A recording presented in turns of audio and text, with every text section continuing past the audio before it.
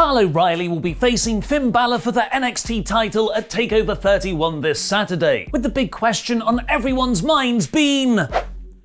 What about the Undisputed Era? According to PW Insider, the plan going forward in NXT is to turn both Kyle O'Reilly and Adam Cole into top babyfaces on the brand, but keeping Bobby Fish and Roderick Strong heel, which could mean an Undisputed Era breakup. Cole's babyface turn has been teased for months, and at some points has even happened, like in his TakeOver 30 match against Pat McAfee and a TV match against definitely heel Austin Theory on last night's episode. Or maybe all of those plans will be immediately scuppered because the main roster just decides they want all NXT's top stars again. WWE announced at Clash of Champions that this year's draft will take place against next Friday's SmackDown and the following Monday's episode of Raw. And despite these plans being reported as far back as early August, they still don't know what they're going to do. Ringside News is reporting, so take this with a pinch of salt, that Vince McMahon hadn't announced any draft plans to the creative team as of last week. And currently, lots of people's names come up, but nothing is solid.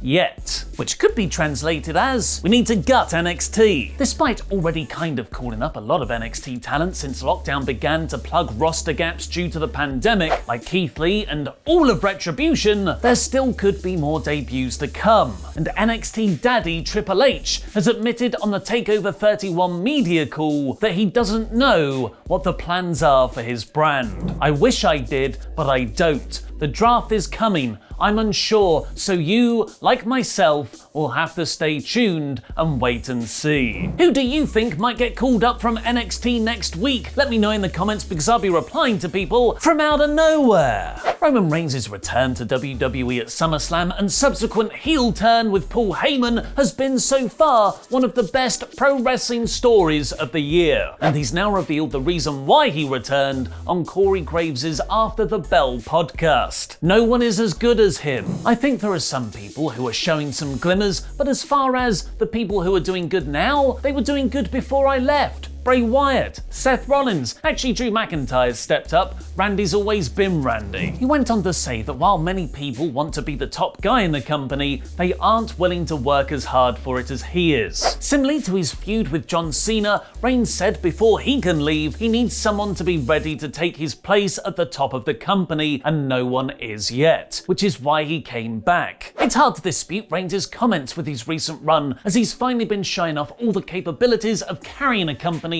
that WWE have always tried to tell us he had. But now it's time for a review of last night's episode of AEW Dynamite in about 5 minutes. The show opened on Darby Allin's latest edition of Emo Jackass, which was Darby's way of psyching out his long-term grudge match opponent, Ricky Starks. Oh no, he's so pretentious. The two had a really fun opener, which was elevated by the month-long storyline build between them. And all of the Pistons! Look at them Pistons! When Brian Cage tried to interfere on Team Taz's behalf, but was taken out by Luke Hobbs. One for the wank bank, Vince McMahon. Will Hobbs. It's bloody Will Hobbs.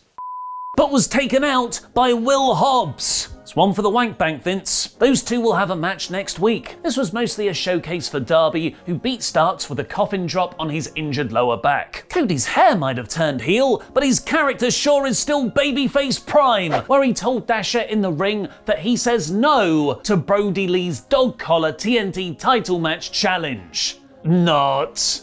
He actually meant no. Regrets. Presumably suckered in by that, Brody was like, and stormed out for a fantastically over-the-top pull-apart brawl, complete with Brandy wiping out the Dark Order with a dive and fighting with Anna Jay. This was a really fun go-home angle for their match next week. Then, in a pay-per-view caliber match, FTR entertained their first brush with greatness opponents, SCU, in a battle of the initialisms. And on acronyms, you can't pronounce the letters as a word. The in-ring action between Kaz, Scorpio Sky, Sky, Dax and Cash was fantastic, with FTR taking shortcuts at every possible opportunity. Kaz really is incredible, and it's an honor to watch him wrestle. I love him. At one point, he hit an awesome power slam counter on an FTR Doomsday device, a neat homage to the recently passed Road Warrior Animal. And with all that going on in the ring, there were layers upon layers of storytelling and plot devices on the outside. Sean Spears sarcastically wished Sky luck before the match, furthering their feud. Christopher Daniels was ejected from ringside. Hangman Page was on commentary drinking whiskey, where his name bar billed him as very unprepared. And containing this all was the genius 20-minute time limit gimmick, which FTR didn't even exploit for the draw, having Tully hold down Sky's leg for a cheating win. And then to cap it off, JR announced the first 3 contenders for the AEW Championship #1 Contenders Tournament: Jungle Boy, Phoenix, and Kenny Omega. Awkward, Hangman is sitting right there. And he sold it like he'd just heard his exes suddenly actually doing very well for themselves, just a month after they broke up, where she did most of the breaking. She's got a new job now, and Tommy's showing up on all her Facebook photos. The only bit I didn't like in all of this, and I think it is a consistent problem, is the Young Bucks storyline. In FTR's pre-match promo, Matt Jackson super kicked Tony Schiavone, and it was played up like a joke. JR called it reprehensible on commentary, but I feel that outrage is just talk instead of walk. The non-wrestling talent, particularly Schiavone, should be far better protected. If one of them is assaulted, that should be a huge episode-ending angle. Everything the Bucks have done so far feels like light comedy. Because AEW has all the factions, there's no such thing as a real TV singles match, which I love by the way, meaning Isaiah Cassidy versus Chris Jericho had Mark Quinn, Matt Hardy, and the entire inner circle at ringside. Cassidy put in a really decent showing, getting near falls off Jericho's own Lion Salt and Codebreaker moves, but everyone falls for the Judas elbow. It's Judas effective. This, combined with the brilliant backstage inner circle segment with MJF later, where MJF got them all personalized jackets but didn't pack Sammy's, shows how committed Jericho is to getting over younger talent. Younger talent like Japanese deathmatch legend Luther, who he brawled with post-match and will tag against next week. I'm actually quite looking forward to seeing what the long-term real-life best buds have planned. Miro was struggling to give Kip Sabian the best bachelor party ever in lockdown, especially when he keeps accidentally beating him at stuff. He's just too damn best at everything. So we got a cameo from arcade legend Billy Mitchell, also heavily accused of cheating to get his world records, who teased he can help for next week.